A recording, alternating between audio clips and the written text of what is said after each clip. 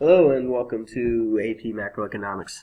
Mr. Sanabria, and today we're going to be talking about the business cycle. I'm going to try and keep this relatively short today. You've got a test you're studying for, so let's get through what the business cycle is, and it's going to actually go ahead and really serve as an introduction to what we're going to do in the next 6 weeks, right? Or really the next unit of this course. Okay, so we've already talked about some of the kind of fundamental economic things like supply and demand and production possibilities, scarcity, opportunity cost, stuff like that, right? This is kind of the core economics, kind of academic subject matter, right? And then we actually went into Forex, which was an opportunity for us to apply supply and demand to something that's really a macroeconomic principle, but uses microeconomic supply and demand to look at the supply and demand of currencies and exchange rates. That's the Unit 1 stuff, right?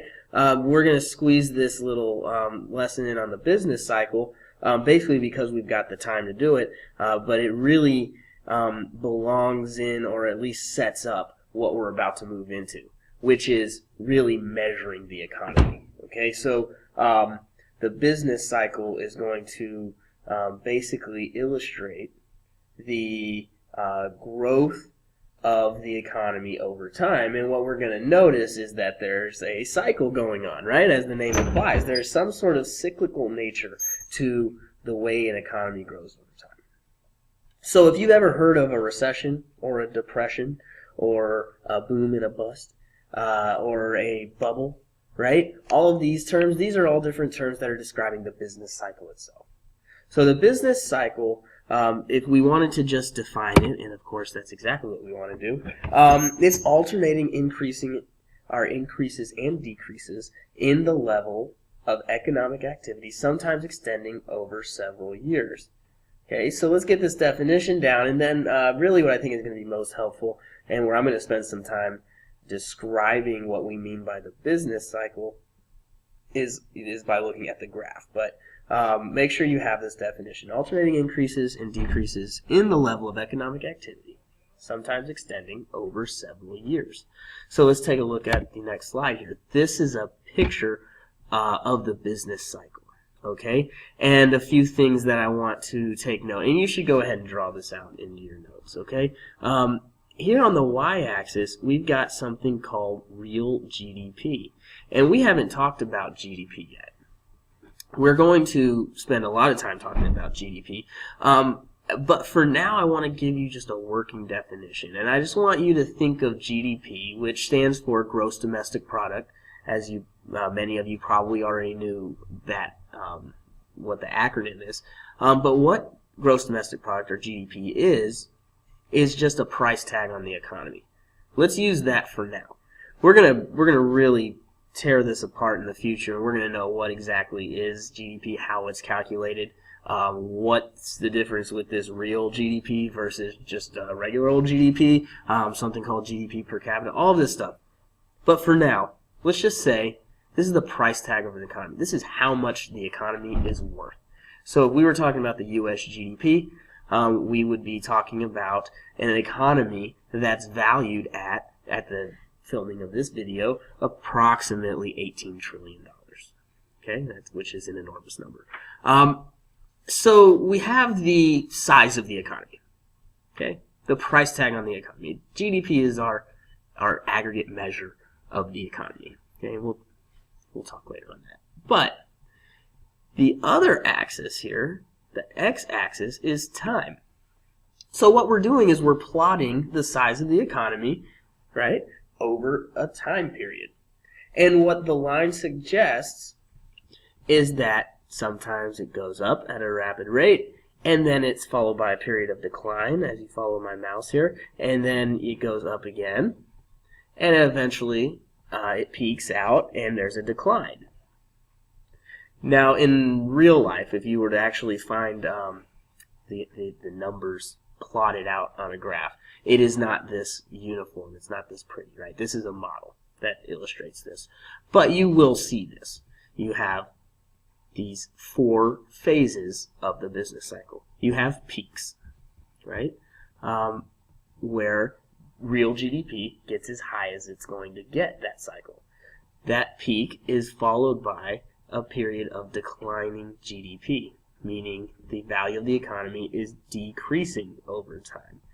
This period of decline is what is known as a recession. So when you hear about what a recession is, what we're really talking about is a decline in GDP. Well, anytime GDP goes down, that's a recession? No. There's a very specific definition for what a recession is. A recession is a decline in GDP for 2 consecutive quarters. Now, to understand that, we need to make sure we know what a quarter is. So a quarter is describing a quarter of the year. Okay, so 1/4 of a year, which a fourth of the year, well, there's 12 months in a year. So 12 divided by 4, 3 months, right? So 1/4 of the year is 3 months. And so a recession is 6 months of consecutive GDP decline, okay, as measured in its quarter system. So if you hear politicians arguing about whether or not we're in a recession, there's a good chance that that is a largely political conversation that doesn't have a lot to do with real economics, because we know what a recession is. A recession is 2 consecutive quarters of GDP decline.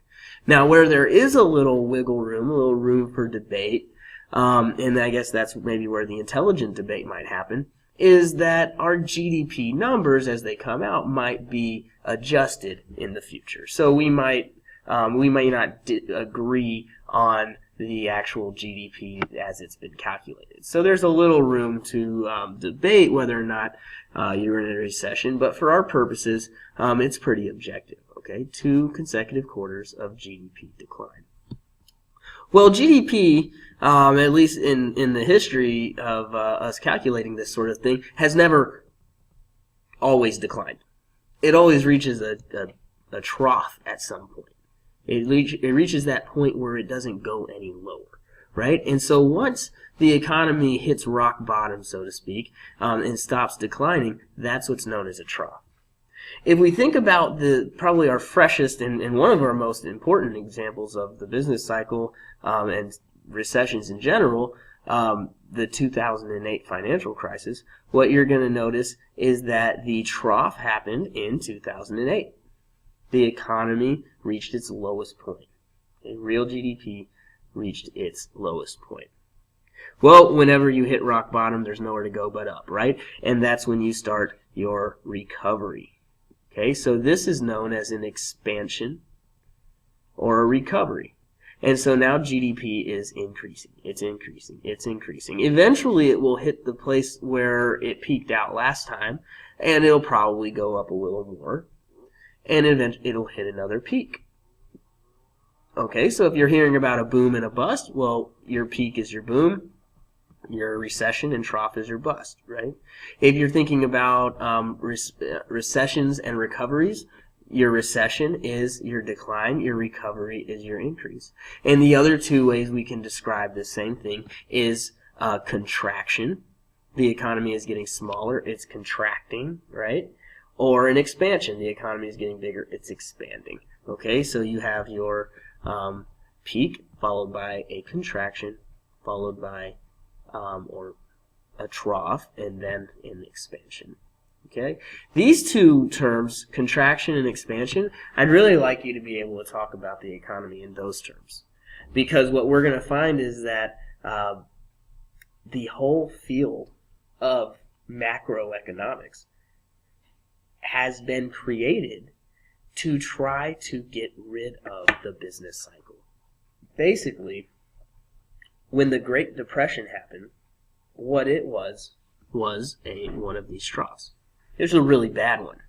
Okay, and so the Great Depression happens, and at the same time, there's a lot of economic thinking going on, and people are starting to kind of plot these things, and they're trying to figure out ways of measuring the economy, and they're looking, and they're noticing that, hey, this sort of thing keeps happening. Right? There was a railroad panic of 1893 that you probably studied in history class. There was a railroad panic prior to that. The Great Depression was not at all the first depression. or recession, or whatever you want to call them. They used to call them panics, as you might recall. But it kept happening. Right? There's a cycle going on. Something's going on here. And it's noticing this cycle which made the first macroeconomists decide, hey, maybe the economy is something that we can study as a whole. Right? Let's start creating models that don't just illustrate individual markets like supply and demand, but let's see if we can create models that illustrate what's going on with the entire economy. And so really macroeconomics is born out of the discovery or realization that the business cycle is this thing. So this line here in the middle, which I call the trend line, this is also known as a secular trend in general. The economy trends upward. Right? We have this common trend of economic growth over time. But in the meantime, even though the long-term trend is upward, there's these fluctuations. And economists would like to get rid of the fluctuation. What an economist would like is just a real, slow, steady growth. Nothing spectacular, nothing crazy. There aren't any peaks, there aren't any troughs, no booms and busts, just slow, steady, boring economic growth. And that's why macroeconomics exists. Macroeconomics exists to try to eliminate the business cycle.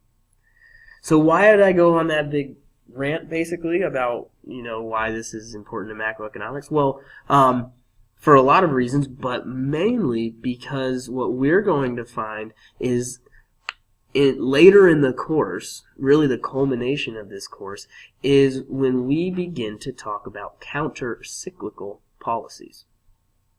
And the cyclical, right, root word cycle, the cycle that we're trying to counter is the business cycle. So you can see that understanding the business cycle is really just fundamental to understanding what we're doing in this class. So we are trying to counter the business cycle.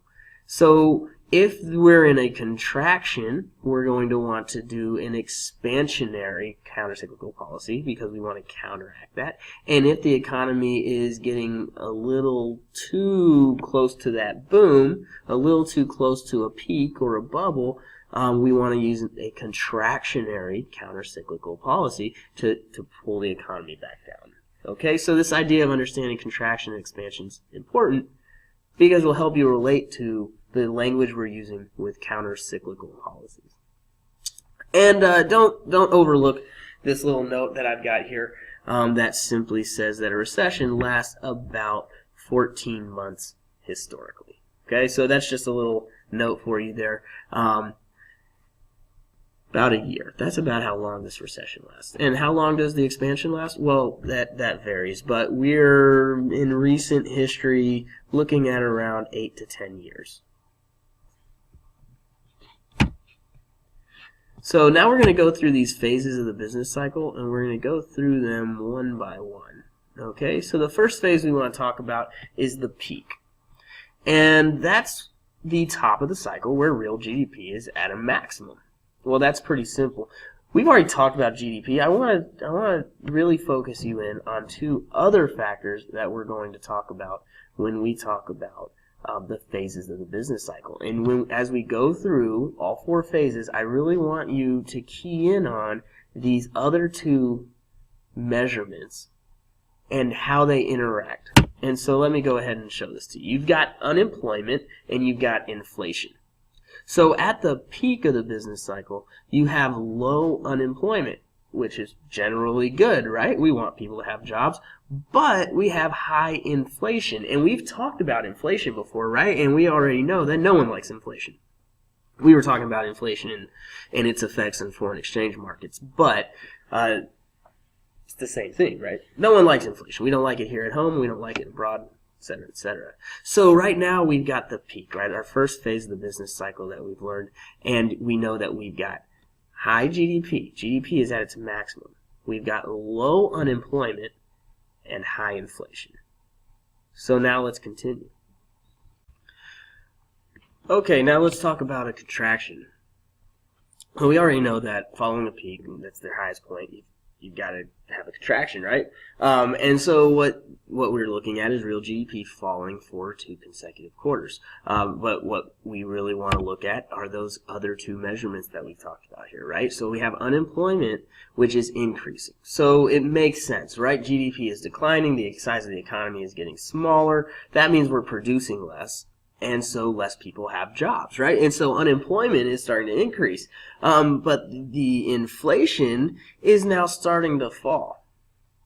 And so what we're noticing here, hopefully, is that we've got a situation where whenever unemployment decreases, then inflation increases. And if inflation increases, then unemployment decreases. And so you can't have the good of each, right? You've got one of these catch-22s, right? We don't want unemployment, really, and we don't want inflation.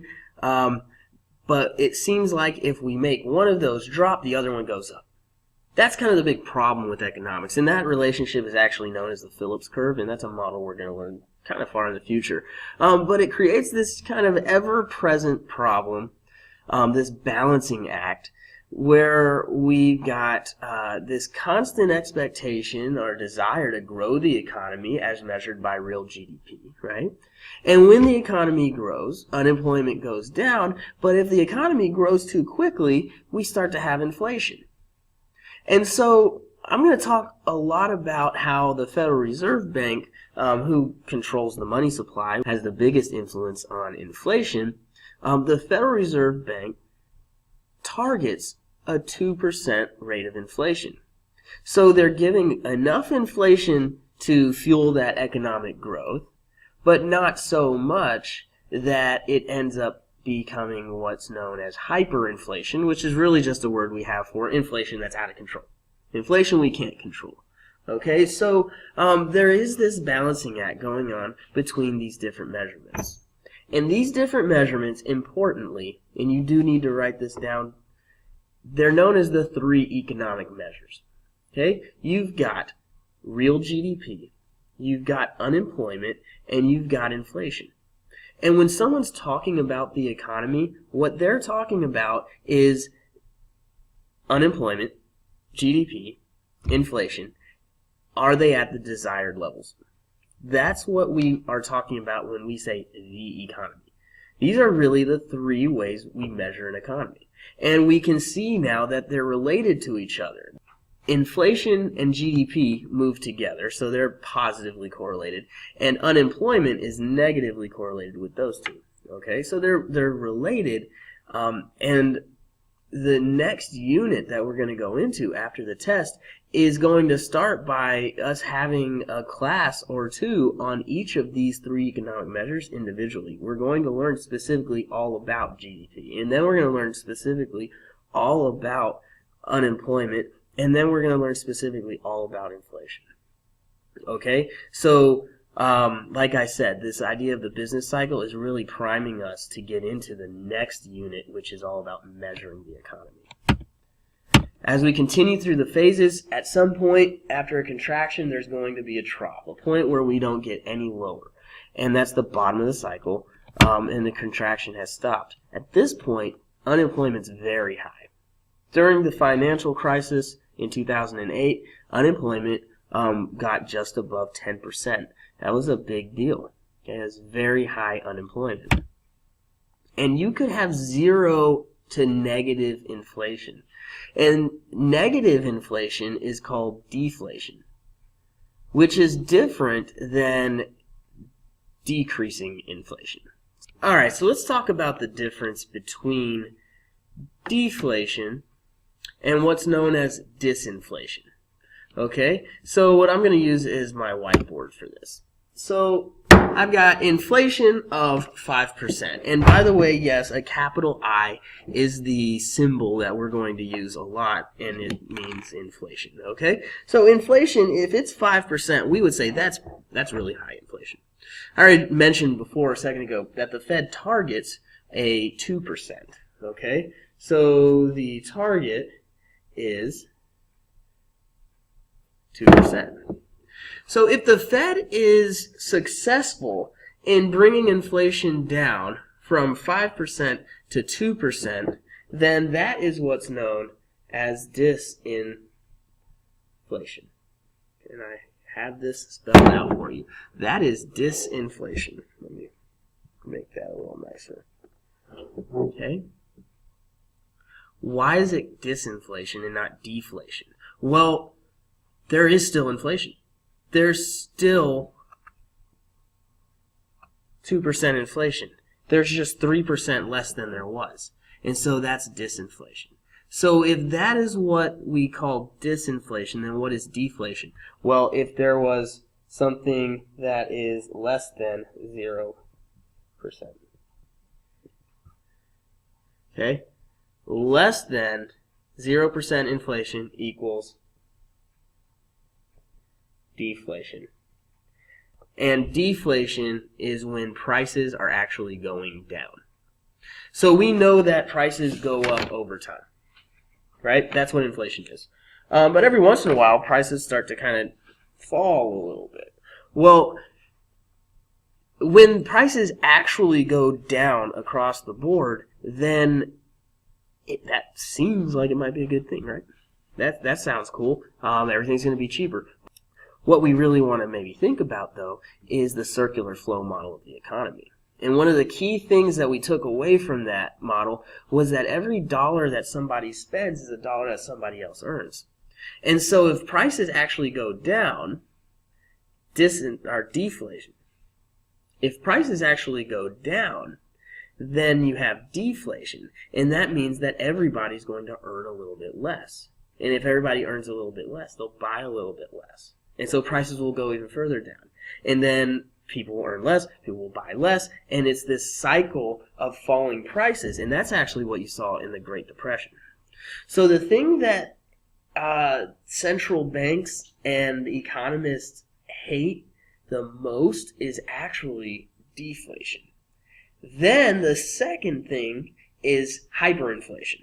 And so we're trying to walk this little balancing act, and that's why we have this 2% target. That's what the Fed thinks is a safe buffer, keeping us from deflation, stimulating the economy enough to have some economic growth, but low enough to not spiral upward out of control. Because if prices are high, you see kind of the same thing that I just talked about with deflation, right? But the other direction. So if prices are higher, well, then everybody's earning more money. If everybody earns more money, then they can spend more money on stuff. That's going to drive up prices, and then prices are higher, people earn more money, and it's this upward cycle. And so we're trying to stay out of the downward spiral of deflation and out of the upward spiral of hyperinflation.